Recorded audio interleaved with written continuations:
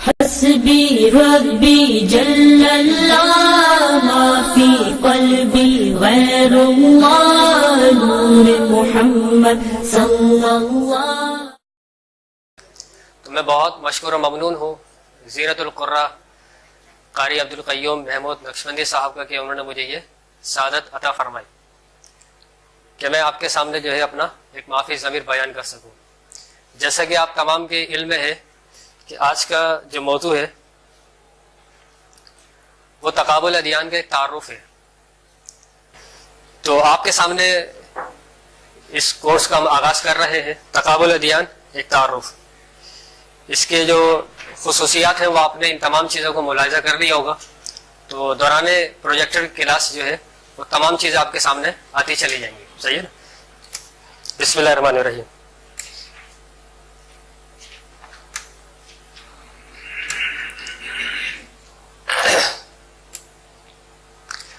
Comparative religions and introduction, تقابل ادیان ایک تعارف آپ کے سامنے پیش کیا جا رہا ہے. جو موضوع ہم نے منتخب کیا ہے وہ انتہائی اہمیت کا حامل ہے. وہ کوئی ایک نیا موضوع نہیں ہے جو ہم جس کو شروع کرنے کے لیے جا رہے ہیں.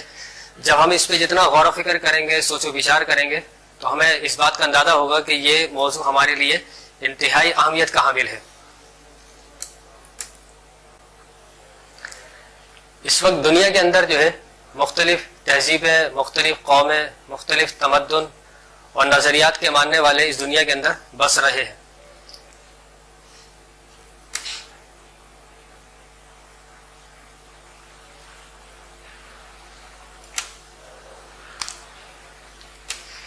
اس سے پہلے کہ میں باقاعدہ طور پر موضوع کا آغاز کروں، میرا آپ سے یہ سوال یہ ہے کہ آپ یہ بتائیں کہ اس وقت دنیا کی آبادی کتنی ہے؟ اندازاً مطلب صحیح بتائیں یا غلط بتائیں. دیکھیں آپ اور میں دونوں طلبہ بیٹھے ہوئے اس وقت، علماء تو ہمارے سر کا تاج ہے. میں طالب علم کی حیثیت سے آپ کے سامنے آیا ہوں، آپ بھی طالب علم بیٹھے ہوئے. تو سوال کا جواب صحیح ہو یا غلط ہو اس سے سروکار نہیں ہمیں، بس آپ جواب دیں. اس کو آپ سے غرض کیا ہے؟ آپ صرف اس کا جواب دیں، وہ چاہے صحیح ہو یا غلط ہو، لیکن آپ جواب دیں، اظہار خیال کریں. تو آپ کے اندازے کے مطابق جو ہے وہ اس وقت اندازاً جو ہے دنیا کی آبادی کتنی ہوگی؟ 7 ارب کی آبادی ہے.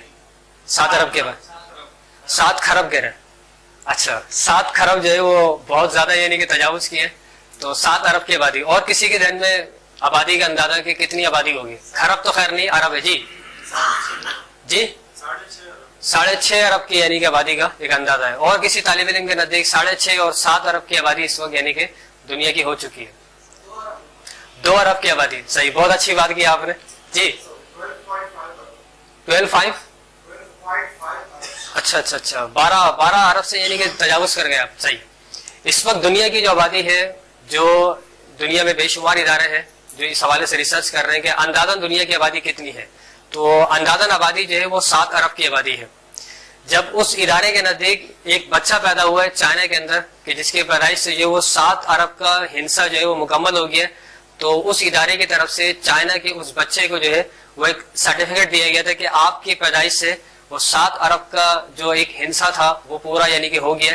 تو اس کو ایک سرٹیفکیٹ جاری کیا گیا تھا کہ آپ کی پیدائش سے 7 ارب ہو چکے ہیں. تو اندازاً 7 ارب کی آبادی ہے، لیکن جو زیادہ سے زیادہ آبادی ہے وہ 7 ارب سے تجاوز اور اس سے زیادہ ہو چکی ہے، لیکن 7 ارب تو کنفرم ہے. اب سوال یہ پیدا ہوتا ہے جو ہمارے لیے ایک سوال ہے. سوال یہ کہ اس 7 ارب کی آبادی میں جو ہے مسلمان کتنے ہیں؟ اب یہ سوال ہے مسلمانوں کی آبادی کتنی؟ جن کو غیر مسلم یہ کہتے ہیں کہ یہ مسلمان ہے، تو ان کی آبادی کتنی ہے؟ کتنے؟ 2.5 ارب کی آبادی یعنی مسلمانوں کی ہے. تو اس کا مطلب یہ کہ 2.5 ارب مسلمانوں کی ہے اور باقی جو ہے وہ سارے غیر مسلمین ہیں. صحیح. کنفرم رپورٹ یہ ہے کہ جو اداروں نے مطلب ریسرچ کی ہے کہ مسلمانوں کی جو اس وقت کی موجودہ آبادی ہے وہ ہے 1.5 ارب کی آبادی. کتنی؟ 1.5 ارب کی آبادی ہے. اور 5.5 ارب کی آبادی کس کی ہو گئی؟ غیر مسلمین کی. صحیح ہے. تو 1.5 ارب تو ہمیں سمجھ میں آئی ہے کہ یہ اللہ کو مانتے ہیں، آپ صلی اللہ علیہ وآلہ وسلم کو خاتم النبیین مانتے ہیں، اور یہ قیامت کو مانتے ہیں، اور یہ جنت میں جائیں گے. صحیح ہے. جو 5.5 ارب کی آبادی ہے، آج ہم ان کے حوالے سے جاننے کی کوشش کریں گے کہ 5.5 ارب کی آبادی میں کون کون سے مذہب کے ماننے والے ہیں اور ان کے کیا کیا نظریات ہیں. اور جب ایک باحثیت مسلمان ہم جب ان سے رابطہ کریں گے تو ان کو اسلام کی کس طرح دعوت دیں گے. تو یہ دنیا کی آبادی ہے جو 7 ارب کی ہے لیکن 1.5 ارب مسلمان، ان کو ہم نے بھی اس وقت سائٹ پہ کر دیا. 5.5 ارب کی آبادی سے متعلق ہم سمجھیں گے. یہ نشان دیکھا آپ نے؟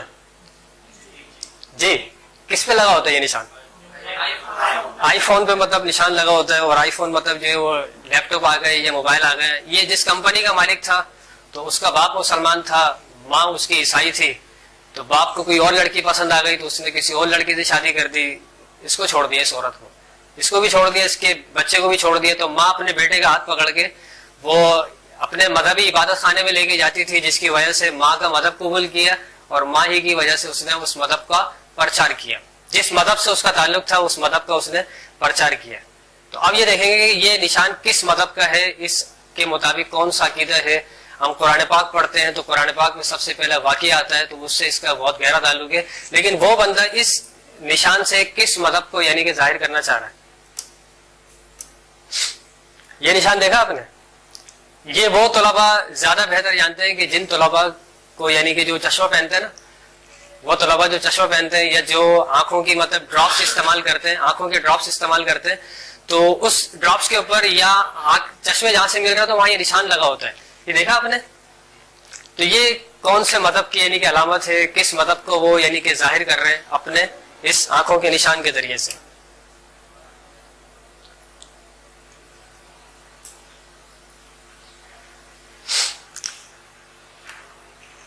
یہ ہاتھ دیکھ رہے ہیں دنیا کو جس نے تھاما ہوا ہے، اور چاروں طرف جو ہے وہ مختلف یعنی کہ مذاہب کے نشانات ہیں.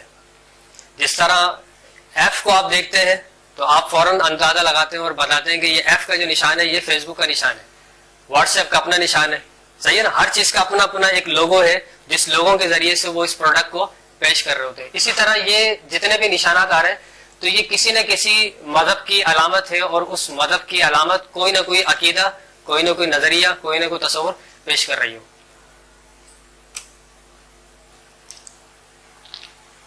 اس بندے کو جانتے ہیں آپ؟ کون ہے یہ؟ جی پہلی مرتبہ دیکھ رہے ہیں؟ جی آئنسٹائن. لگ رہا ہوگا آئنسٹائن کی طرح لیکن ہے نہیں آئنسٹائن. یہ بندہ وہ ہے جو بہت ہی زیادہ یعنی کہ جس کو ہم کہتے ہیں نا دلیر. دلیر اچھائی کے معنی میں نہیں، جرت کے معنی میں نہیں، مطلب اچھائی کے معنی میں نہیں استعمال کر رہا. یہ وہ بندہ ہے جس نے جب تک زندہ رہا خدا کے خلاف تحریکیں نکالی. اس نے روڈ پہ اس نے احتجاج کیا کہ میں کسی خدا ودا کو نہیں مانتا. History of western civilisation, history of western philosophy کے نام سے جس نے مغربی تہذیب پر پوری کتاب لکھی اور بڑے بڑے فلسفیوں کو اس نے بیان کیا. تو یہ وہ بندہ ہے جس کا نام ہے برٹرنڈ رسل. برٹرنڈ رسل اس نے پوری ایک تحریک بنائی تھی، اور اس تحریک کے ذریعے سے یہ روڈ پہ آ کے اور دنیا کے سامنے اعلان کرتا تھا میں کسی خدا کو نہیں مانتا، میرا کسی خدا سے تعلق نہیں ہے. یہ جو مذہبی لوگ ہیں یہ مذہبی لوگ خدا کو مانتے، میرا کسی خدا سے تعلق نہیں ہے. یہ برٹرنڈ رسل ہے. تو آپ اس نقطے کو یاد رکھیے کہ جو 5.5 ارب کی آبادی ہے تو 5.5 ارب کی آبادی میں ایک طبقہ وہ ہے جو خدا کو نہیں مانتا ہے اور بڑا بڑا اظہار کرتا ہے. فرانس کے اندر جو ہے وہ ایک فٹ بال پہ خدا کا نام لکھا، گاڈ لکھا، اور ایک دور دراز سے ایک بندہ فٹ بالر جو آتا ہے اس کو ایک کک مارتا ہے، وہ فٹ بال جو ہے وہ دیوار پار کر کے چلی جاتی ہے. تو لکھا ہوا آتا ہے کہ ہم نے فرانس سے خدا کو باہر نکال دیا، ہم نے فرانس سے خدا کو باہر نکال دیا. کیونکہ جب بھی خدا آئے گا تو وہ روکے گا کہ یہ کام کرو، یہ کام نہیں کرو، یہ کام کرو، یہ کام نہیں کرو. تو ہم لوگ ترقی کرنا چاہ رہے ہیں. ہم لوگ کیا کرنا چاہ رہے ہیں؟ ترقی کرنا چاہ رہے ہیں. ہم چاند پہ جانا چاہ رہے ہیں، اور یہ مطلب جو ہے وہ ہمیں روک دیتے بیٹھ کے یہ حلال ہے اور یہ حرام ہے. تو یہ خدا کو سائڈ پہ نکال دو. جتنے بھی مذہب کے ماننے والے ہیں وہ سب کو بولو خدا کو سائڈ پہ کرو. تو یہ بندہ برٹرنڈ رسل، اس نے یہ کہا تھا کہ my whole religion is this, do every duty and accept no reward for it. کہتا ہے میرا مذہب یہ ہے کہ جو کام کرنا آپ کریں، اس سے قطع نظر کہ آپ کو کوئی ثواب ملے گا، آپ کو کوئی گناہ ملے گا، یہ باتیں چھوڑ دیں. میرا مذہب یہ ہے کہ جو کام کرنا ہے کرو، آئدر ہیئر اور ہیئر آفٹر، یہاں پر اور آخرت میں. اس کا کوئی تصور نہیں ہے، اس کا کوئی تصور نہیں ہے. تو اس نے تمام چیزوں کا یعنی کہ انکار کر دیا کہ ہم جتنی بھی کام کر رہے ہیں اس نیت سے کر رہے ہیں کہ جو ہے نا ہمیں ثواب ملے گا، ہمیں نیکی ملے گی، ہمیں اجر ملے گا. ہم بھوک برداشت کرتے ہیں رمضان میں اس لیے برداشت کرتے ہیں اللہ کی رضا کے لیے، ورنہ تو وہاں بریانی بھی رکھی ہوئی ہے. لیکن بریانی اگر افطاری کے بعد ملے گی تو سب کھا لیں گے، لیکن افطاری سے پہلے لاکھ اس کو قسمیں دیتے ہیں، ماں کی قسمیں، باپ کی قسمیں، وہ کھائے گا ہی نہیں. کیوں؟ کیونکہ وہ اللہ کو مانتا ہے. تو وہ کہتا ہے جو کام کرنا ہے کرو، اس ثواب کو نکال دو کہ یہاں ملے گا یا آخرت میں ملے گا. اس سے کسی عیسائی نے کہا, یہ خدا کو تو مانتا نہیں تھا, اس سے ایک عیسائی نے کہا کہ بھائی تم عیسائی کیوں نہیں بن جاتے؟ تو اس نے پھر اپنے وہاں امریکہ کی ایک یونیورسٹی کے اندر آ کر اس نے ایک لیکچر دیا, اور اس نے لیکچر کو عنوان کیا تھا why I am not a Christian. یہ اس کی کتاب کا نام ہے, کبھی موقع ملا تو اس کتاب کو دیکھیے گا. اس نے اس کتاب کے اندر خدا کا رد کیا ہے, اور جو ہر مذہب کے اندر خدا کا تصور ہے اس کو اس نے رد کر دیا. تو عیسائی نے کہا تم عیسائی کیوں نہیں بن جاتے؟ اس نے کہا میں خدا کو نہیں مانتا, تم عیسائی ہونے کی بات کر رہے ہو. اس نے کہا میں ایک خدا کو بھی نہیں مانتا اور تم لوگ 3 خداؤں کو مانتے ہو, مجھے تو چڑی خدا کے نام سے اور تم خدا کو مان رہے ہو. تو اس نے انکار کر دی, اور اس کے لیکچر آپ کو نیٹ پہ مل جائیں گے, کتاب کی صورت میں ہے why I am not a Christian. اس لیے نہیں ہوں کیونکہ عیسائی جو ہے وہ 3 خداؤں کو مانتے ہیں. کہتا ہے مسلمانوں نے بہت زیادہ کنجوسی کا مظاہرہ کیا کہ وہ ایک خدا کو مانتے ہیں. بولتا ہے ہندو ان کے بارے میں سوچ بھی نہیں سکتا کہ وہ کتنے خداؤں کو مانتے ہیں. تو مجھے چڑ خدا سے, تو اس نے خدا کے نام سے اس نے اس کو رد کر دیا.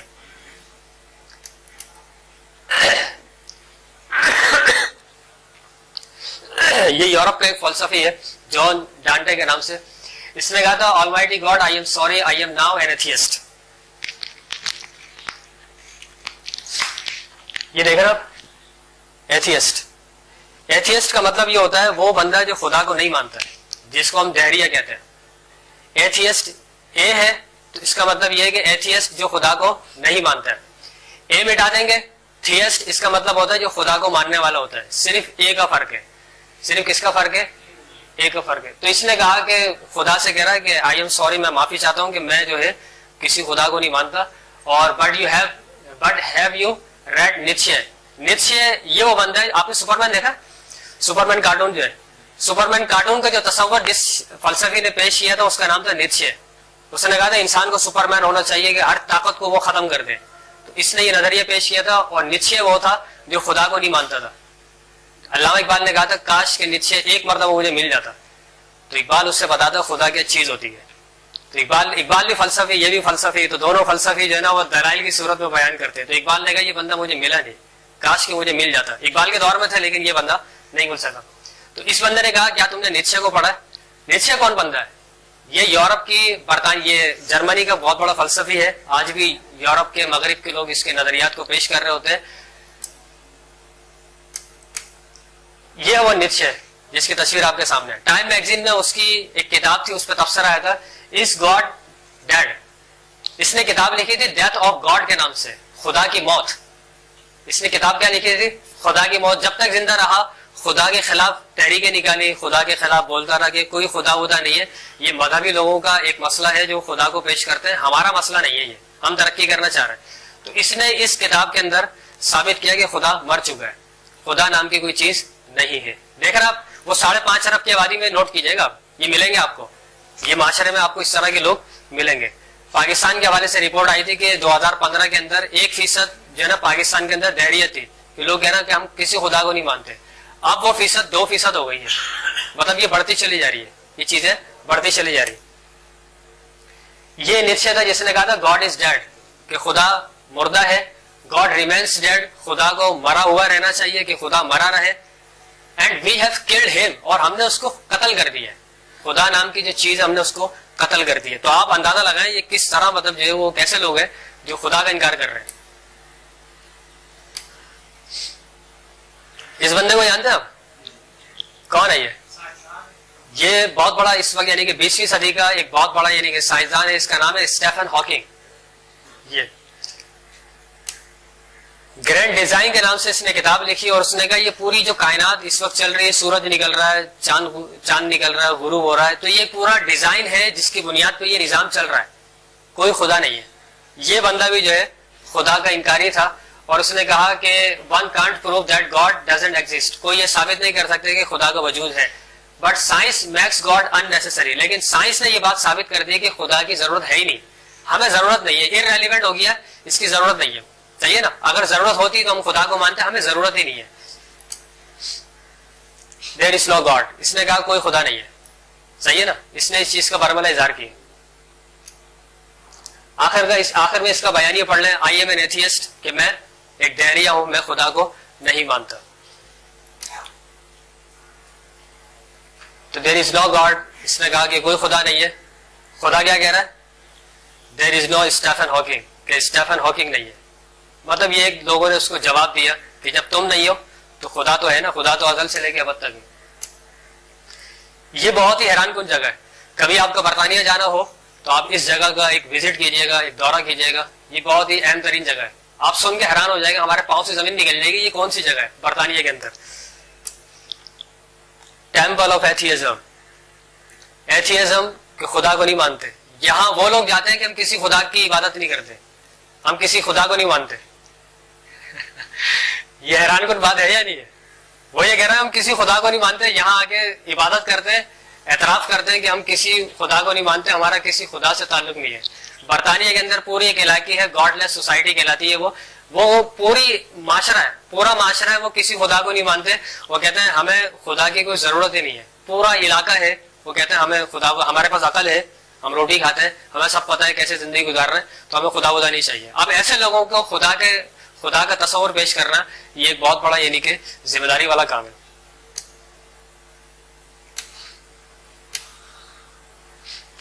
ہم آگے چلتے ہیں. خدا کی تعریف یہی ہے کہ خدا ازل سے ابد تک ہے، لافانی ہے، اس کا علم غیر محدود ہے، یعنی کہ اس کو محدود نہیں کر سکتے ہم خدا کی تعریفات کے اعتبار سے. یہ آثار قدیمہ کے لوگوں نے ایک تختی یعنی کہ دریافت کی، لکڑی کا وہ پتھر کا کتبہ یعنی کہ دریافت کی، جس کو اسٹیلا کہتا ہے، کتبہ اس کو کہہ رہا ہوتا ہے. تو اس میں جو تحریر لکھی ہوئی ہے وہ عبرانی زبان میں. عبرانی زبان جو اس وقت جو ہے وہ اسرائیل میں بولی جاتی ہے، اور موسیٰ علیہ السلام جس زبان میں اپنی قوم سے کلام کرتے تھے وہ عبرانی زبان تھی. تو عبرانی زبان میں یعنی کہ جو تحریر لکھی ہوئی ہے تو اس میں ان کے خدا کا تصور لکھا ہوا ہے، خدا کا یعنی کہ نام لکھا ہوا ہے. اسٹیلی کہتے ہیں STELE. اس میں ان کے اسرائیلیوں کا یعنی کہ بنی اسرائیل کا جو خدا ہے اس کا نام لکھا ہوا ہے. آپ تفاسیر میں بھی اس کو دیکھتے رہتے ہیں، پڑھتے رہتے ہیں کہ بنی اسرائیل کا جو خدا ہے اس کو کس نام سے پکارتا ہے. ابھی میں دکھاتا ہوں. اس میں اوپر جو لکھا ہوا ہے یہ عبرانی زبان میں لکھا ہوا ہے، اور نیچے جو ہے اس کو انگریزی زبان میں اس کو تلفظ لکھا ہوا. پڑھیں گے کیسے؟ YHWH، جس کو یہوے، یہوا، اور جو تفاسیر میں مختلف یاہو کے نام سے. یاہو کا مطلب ہوتا ہے اے خدا.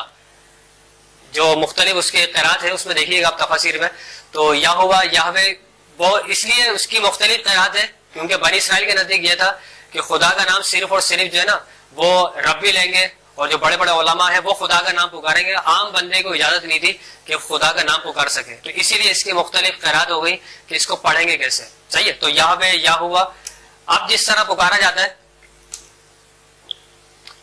آج کے دور میں جو پکارا جاتا ہے وہ یہوے جس کو ہم کہہ رہے ہوتے ہیں، اس کی ایک اور قرات کیا ہے؟ یاہو. یاہو نام سنا؟ yahoo.com کے نام سے. تو یہ بنانے والے جو ہے وہ اپنے خدا کو پیش کر رہے ہیں. یاہو کا مطلب کیا ہے ہماری زبان میں؟ یا اللہ یا اے خدا. تو جنہوں نے اس کو بنایا ہے تو وہ اپنے خدا کا پرچار کر رہے ہیں.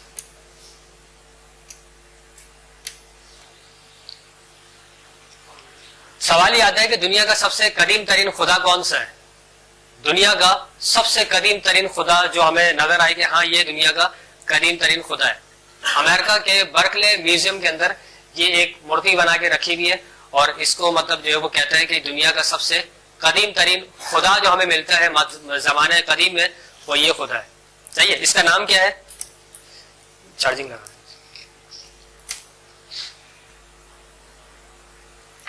یہ لکھ لیے گا آپ، لازمی لکھ لیے گا. آپ کو تفاسیر میں اور اسلامی تفاسیر میں آپ کو یہ نام بہت زیادہ یعنی کہ کارآمد ہوگا آپ کے لیے.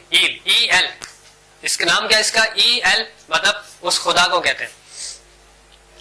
عبرانی زبان میں جو موسیٰ علیہ السلام کی زبان تھی، عبرانی زبان، آخر میں آتا ہے ایل. ایل کہتے ہیں خدا کو. ایل کسے کہتے ہیں؟ خدا کو کہتے ہیں. تو اب وہ اپنے خدا کو ایل کہہ رہے ہیں.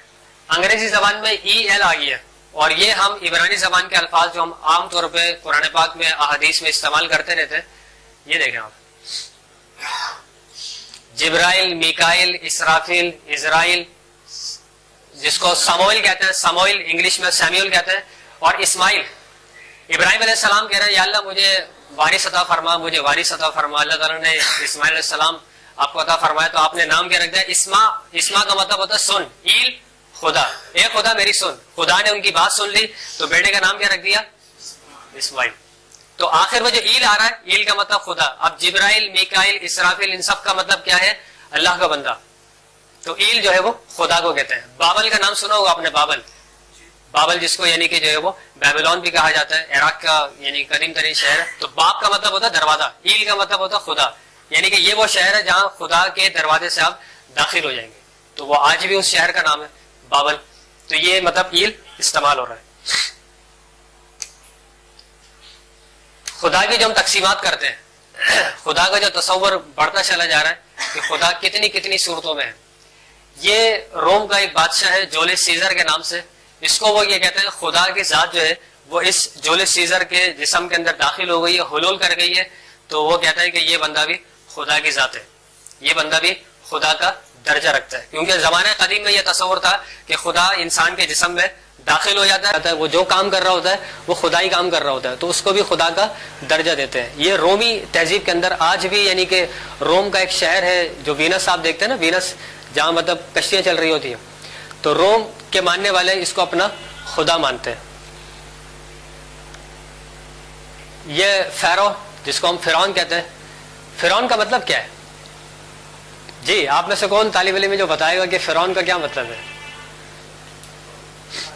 جی مطلب بادشاہ کو کہتے ہیں. اب یہ کون سے بادشاہ کو کہتے ہیں؟ مصر کے بادشاہ کو. مصر کے ہر بادشاہ کو مطلب جو ہے نا وہ فرعون کہتے ہیں. لیکن بات سوال یہ ہے کہ فرعون کی وجہ تسمیہ کیا ہے، اس کا مطلب کیا ہے؟ فرعون کو فرعون کیوں کہا جاتا ہے؟ آخر کوئی تو تصور ہوگا، کوئی تو نظریہ ہوگا جس کی بنیاد پہ فرعون کو وہ نام دیا جا رہا ہے کہ وہ مصر کا بادشاہ. ہر بادشاہ کو مطلب فرعون کہہ رہا ہے. اسی لیے تفاسیر میں پھر یہ آئے گا کہ موسیٰ علیہ السلام کے دور میں کون سا فرعون تھا، اور وہ کون سا فرعون تھا جو سمندر کے اندر غرق ہو گیا تھا، وہ کون سا فرعون ہے جس کی مطلب ممی نکل رہی ہے، لاش نکل رہی ہے. تو فرعون تو ہر بادشاہ کو کہتے ہیں. فرعون کی وجہ تسمیہ کیا ہے؟ جی کیا؟ خدا کی حدوں سے بڑھ جانے والا. کیونکہ وہ خدا کی حدوں سے بڑھ گیا تو اس لیے ہم نے اس کو فرعون کہہ دیا.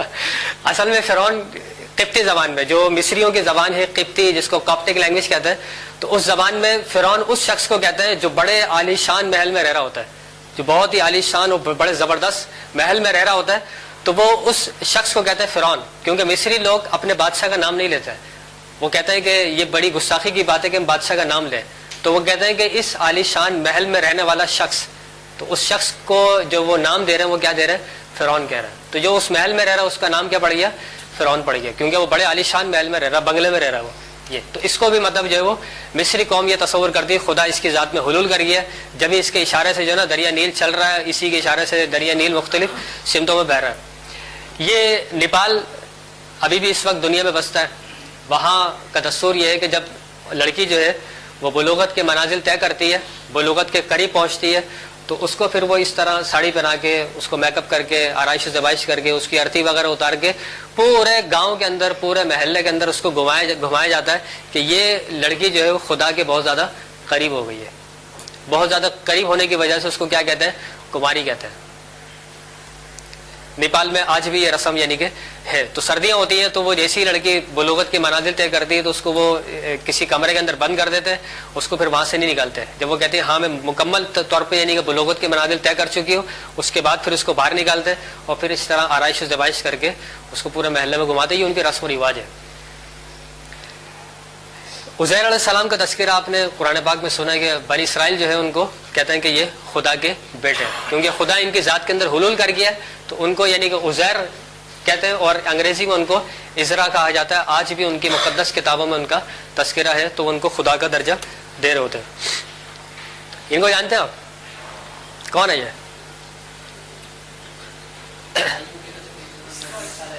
عیسیٰ علیہ السلام ہے. نعوذ باللہ من ذالک.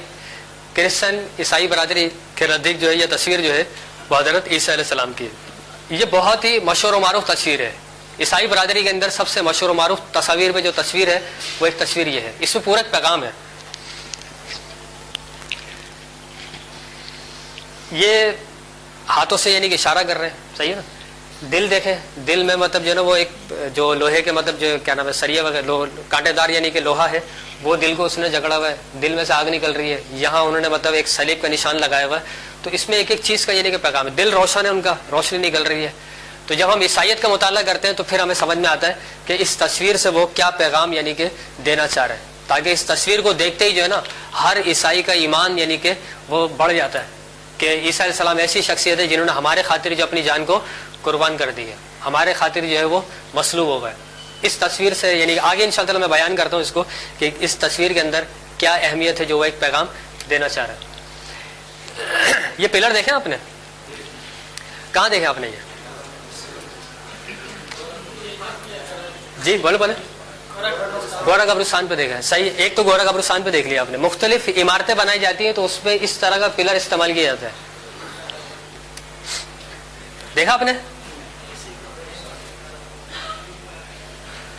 وہی پلر دیکھیں اور وہی اس کا یعنی کہ ایک ڈھانچہ اور اس کا ایک اسٹرکچر جو بنایا ہوا ہے, یہ دیکھ رہے ہیں آپ. یہ جو میں نے آپ کو اس سے پہلے جو تصویر دکھائی تھی, یونانی قوم کے نزدیک آج بھی دنیا کا آپ نقشہ دیکھیں گے, دنیا کا نقشہ دیکھیں گے تو اس میں ایک شہر نظر آئے گا یونان, جہاں سے تعلق جو نا افلاطون, سقراط, بقراط, سکندر اعظم, ان کا تعلق یہیں سے تھا.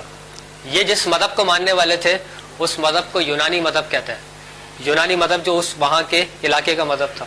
تو یہ ایک عبادت خانہ ہے اس قوم کا, جہاں وہ اپنے سب سے بڑے خدا کی عبادت کرنے کے لیے آتے تھے. اپنے سب سے بڑا خدا جو اس کی عبادت کرنے کے لیے یہاں آ رہی ہے, اس کا عبادت خانہ ہے جہاں اس کی پوجا کی جاتی ہے. یہ وہ جگہ ہے جہاں پر اس خدا کو خوش کرنے کے لیے مختلف لوگ جو ہے وہ کھیل کھیلا کرتے تھے. مختلف کھیل کھیل رہے ہیں, اس میں ایتھلیٹس کے جتنے بھی کھیل ہیں وہ سب اس کے اندر یعنی کہ آ رہے ہیں. وہ میں صرف آپ کے سامنے ایک نام لوں گا, پورا یعنی کہ آپ کے ذہن میں آ جائے گا کہ یہ تو آج تک یعنی کہ چلتے ہوئے آ رہا ہے.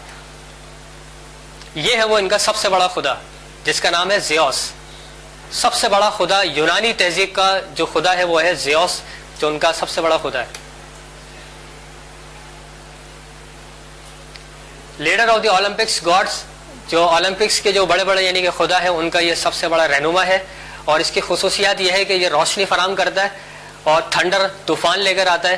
اور ہیون جنت کا خدا یہی ہے, جس کو جنت میں جانا ہوگا وہ اس کی عبادت کرے گا, اس کی پوجا کرے گا تو وہ جنت میں جائے گا. تو یہ ان کا سب سے بڑا یعنی کہ خدا ہے یونانی قوم کا.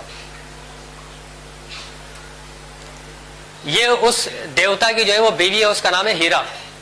ایک تو ہم نام رکھتے ہیں ہیرا, مطلب ڈائمنڈ کو کہتے ہیں, ایک غار ہیرا ہے وہ ایک الگ چیز ہے. یہ یونانی زبان کے اندر جو اس کا نام ہے وہ کیا ہے؟ ہیرا.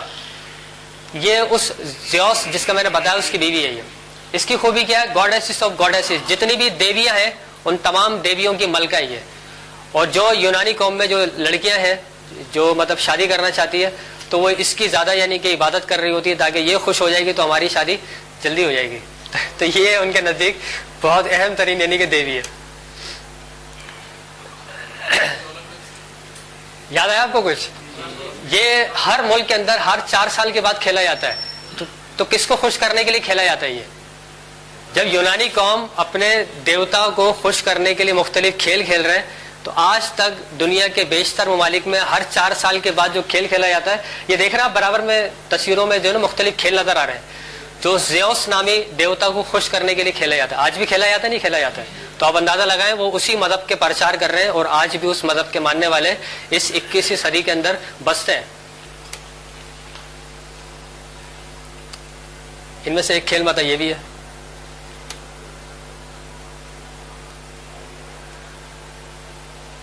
اس تصویر میں کتنی مطلب جو ہے نا مجسمے بنے ہوئے ہیں, گن کے بتائیں کون بتائے گا کتنے؟ یہ بہت اہم ترین ہے آپ کو یعنی کہ جو ہے نا بہت. جی 10 تکے نہیں لگائے نہیں, یہ تقریباً 9 لڑکیاں آئی ہیں.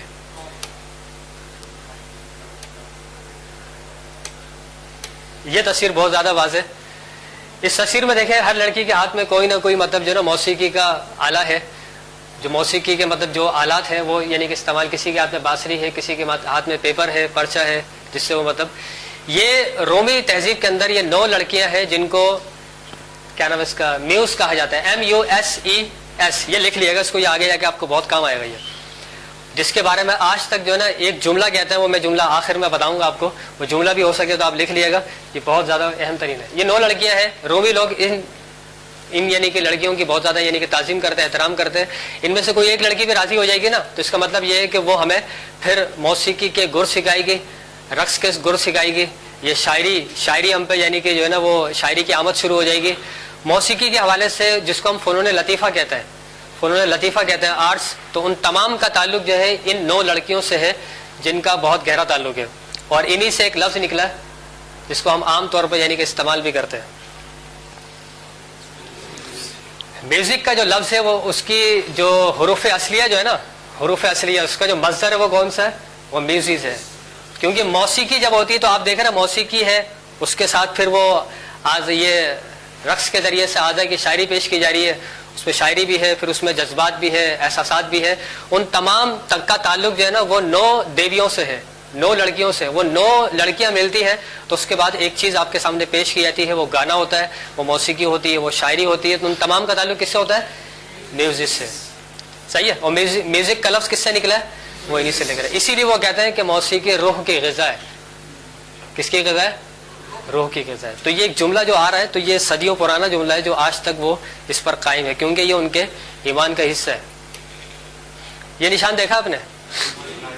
بہت دیکھا آپ نے۔ یہ کہاں لگا ہوتا ہے نشان؟ یہ ٹی شرٹ پہ لگا ہوتا ہے اور جوتوں پہ لگا ہوتا ہے، کیپ کے اوپر بھی لگا ہوتا ہے، بیٹ پہ بھی ہوتا ہے، جی کاپی پر بھی لکھا ہوتا ہے، اور ہم اکثر و بیشتر کاپی پہ نشان لگاتے ہیں تو اس کے لیے ہم الٹا نشان لگا دیتے ہیں یا ڈبل کر دیتے ہیں تاکہ ہمارا اس سے تعلق نہیں ہے۔ ہم یہ کرتے ہیں نا، اس کی نفی کر دیتے ہیں کہ ہمارا اس سے تعلق نہیں ہے۔ یہ لکھ لیں، نائک لکھ لیں، NIKE۔ بیٹری لگی صحیح، یہ لکھ لیا آپ نے؟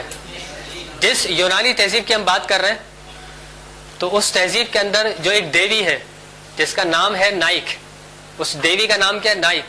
جب یونانی قوم جنگ پہ جاتی ہے تو فتح حاصل کرنے کے لیے نا اس سے دعا کرتی ہے کہ یہ ہم سے خوش ہو جائے گی تو ہمیں جو ہے نا کامیابی ملے گی، اور کامیابی ہمارا قدم چومے گی۔ تو اس کا مطلب کیا ہے؟ اوکے کی رپورٹ ہے۔ اس کا مطلب کیا ہے؟ اوکے کی رپورٹ ہے، بالکل ہمیں کامیابی ملے گی۔ اسی لیے وہ جوتے پہ بلے پہ کامیابی حاصل کرنی چاہیے۔ ہم کہتے ہیں نا آپ کامیابی آپ کے قدم چومے، تو وہ یہ نشان ہے جس سے وہ ظاہر کرنا چاہتے ہیں کہ ہم کامیابی آپ کا مقدر بنے گی۔ تو یہ یونانی تہذیب میں ان کی دیوی کا نشان ہے جو آج تک یعنی کہ چلتا ہوا آ رہا ہے۔ یہ دیکھ رہے ہیں آپ، 2 سروں والا آدمی جو ہے اس کا نام ہے جینوس، ایس مٹا کے ARY لگا دیں آپ،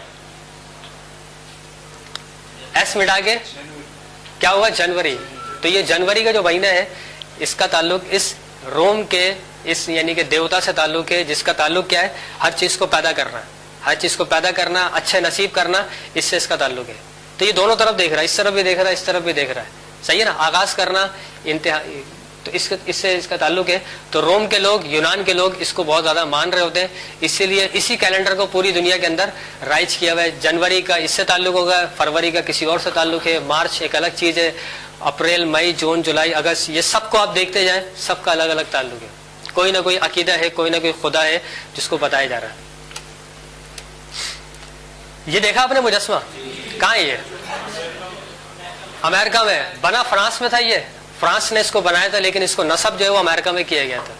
تو یہ فرانس کے لوگ، یورپ کے لوگ، مغرب کے لوگ، جتنے بھی انگریزی ممالک ہیں ان تمام کا تعلق اس سے بہت گہرا تعلق ہے۔ اس کا نام کیا ہے؟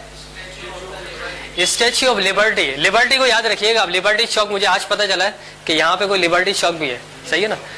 اس سے میرا تعلق نہیں ہے، میں تو آپ کو لفظ لبرٹی سے بتا رہا ہوں آپ کو۔ اسٹیچو آف لبرٹی اس کا